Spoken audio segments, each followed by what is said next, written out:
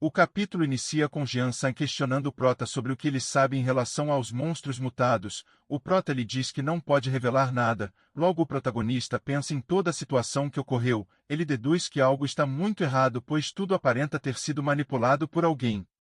Jian-san pergunta por Sihu e o Prota lhe diz que ela está resolvendo alguns problemas pessoais. Assim o telefone da guilda toca e Jian-san fica surpreso, já que é a primeira vez que isto ocorre. Ao atender, a pessoa do outro lado se apresenta como Miuri. O Prota fica surpreso e Jian-san fica animado com aquilo. Eles têm uma breve conversa e ela pergunta se eles podem se encontrar para conversar. Novamente o Prota se surpreende e o Jian-san fica insano.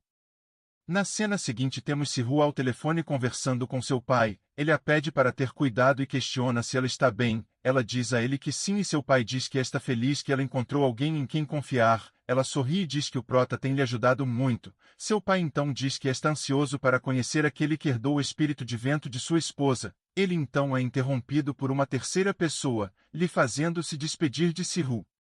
O telefone de Sihu toca novamente e ela vê que é Jian-san. Agora temos o protagonista esperando Miuri para seu encontro. Ele lembra de uma dica de Jian-san e se chateia por ter atrasado. Porém, ele ouve Miuri lhe chamando e ela, esplendorosamente, lhe pergunta se ele esperou muito e o Prota lhe diz que não. Ela diz que já reservou um restaurante para eles e os dois seguem para lá. De longe Sihu e Jian-san acompanham toda a situação. Sihu, irritada, acredita que Miuri quer recrutar o Prota para sua guilda.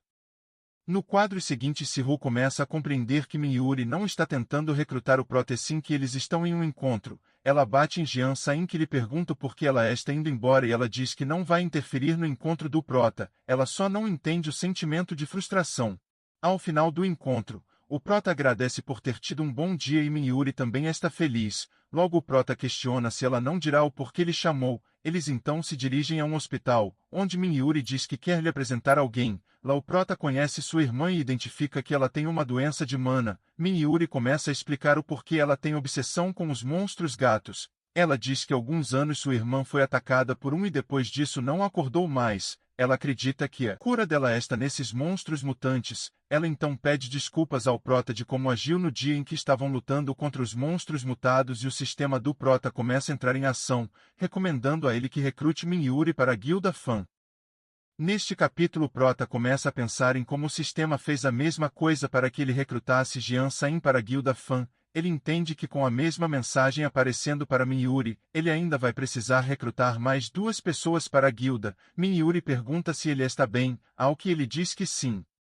O Prota então pergunta a Miuri por quanto tempo ela está caçando os supergatos mutados. Ela responde que há 4 anos, e então o Prota começa a lhe explicar que talvez seja hora de procurar a solução para sua irmã em outro local. Ele explica que uma determinada planta pode curar vários tipos de ferimentos, e que ela é algo que ninguém pensaria que faria isso. Miuri fica pensativa e o Prota então lhe pergunta se ela deseja entrar na guilda Fan. Ela fica surpresa e o Prota lhe diz que eles farão qualquer coisa para ajudar sua irmã a se curar. Miuri fica corada mas pede ao Prota para responder isso futuramente. O Prota diz que sim e ao se despedir, dá a ela a pulseira que Jian-san lhe deu, dizendo a ela para dá-la à sua irmã pois é algo que traz sorte.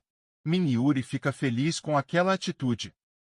Agora temos a reunião das grandes guildas. Yondoha chega e os outros líderes começam a questionar o porquê ele demorou tanto. Sua secretária diz a ele que já o tinha avisado sobre a reunião mas Yondoha apenas diz que estava ocupado. Outros líderes começam a provocar Yondoha, criticando sua pontualidade, sua força e lhe dizendo que ele é um ser lamentável. Yondoha rebate todos eles, fazendo-os ficarem nervosos com suas palavras. Após Yondoha se sentar, o líder da reunião diz que eles irão começar a discutir os eventos dos monstros mutados que ocorreu semanas antes, e que após uma investigação se descobriu que o culpado de tudo isso é a IUPC. Nesse ponto Yondoha apenas ri e diz que se eles não devem ir imediatamente destruí-los.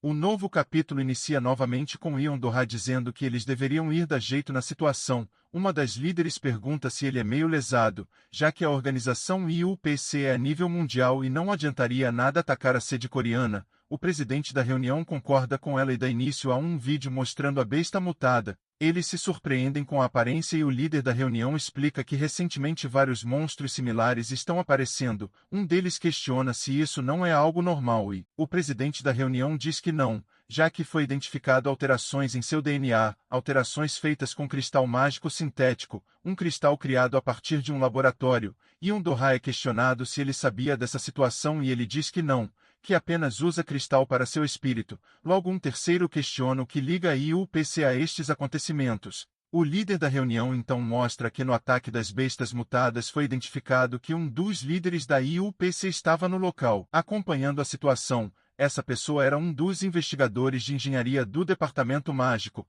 mas que foi expulso por fazer testes de cristal mágico em humanos. A reunião termina com o presidente pedindo colaboração de todos para capturá-lo.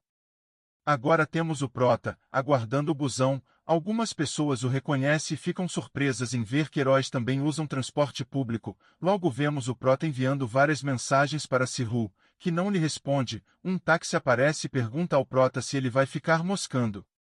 Já dentro do veículo, Prota é novamente reconhecido como um herói. Ele é questionado se é de alguma grande guilda, mas o Prota diz que não, que é de uma guilda iniciante, a Guilda Fã. O motorista então o reconhece do ataque das bestas mutadas e o Prota fica surpreso com aquilo. Logo pela janela ele vê uma adolescente da raça Sui, onde o motorista começa a discriminá-la. O Prota alega que ela já deve ser domesticada, mas o motorista insiste que se ela sair do controle, ele como humano é morto. O Prota entende a situação, mas acredita que é errado tratar uma criança tão mal. Ainda olhando pela janela ele vê duas pessoas seguindo a garota. Ele pede para descer e começa a persegui-los. Logo vemos que os dois camaradas querem sequestrar a garota. Ao chegar o Prota lhes diz que se eles não a deixarem, ele irá dar end neles. O Prota então ameaça atacar, mas é interrompido por uma terceira pessoa, que lhe diz que ele está atrapalhando seus negócios.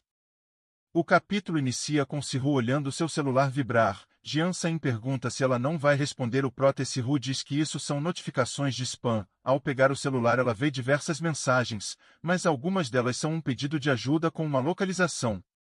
Já no quadro seguinte o Prota diz para o sequestrador sair da frente, pois as consequências não serão legais. O sequestrador então tenta atacar o Prota, que desvia e o ataca. O sequestrador então se recupera e tenta acertar o Prota, que se defende e consegue identificar que aquele ataque continha poder mágico. O Prota vê que está perdendo a garota e o figurante tenta se aproveitar disso. Ao desviar o Prota tenta lançar um ataque mais forte, porém é interrompido por um quarto sequestrador, que diz que poupará ele desta vez. Ele ordena que seu comparsa faça algo para que eles possam fugir. Após perdê-los de vista, o Prota usa seu poder hacker para identificar a direção que eles foram. Seu celular toca e ele diz a Sihu para seguir a sua localização. Também diz a ela que presenciou o sequestro de um Unsui, e pede para ela chamar a polícia. O Prota então chega ao galpão onde estão os sequestradores. Em uma van um dos figurantes está fazendo o quilo da janta, mas o Prota o acorda e ordena que ele saia. O figurante tenta chamar alguém, mas o Prota lhe tira da van e o manda explicar tudo.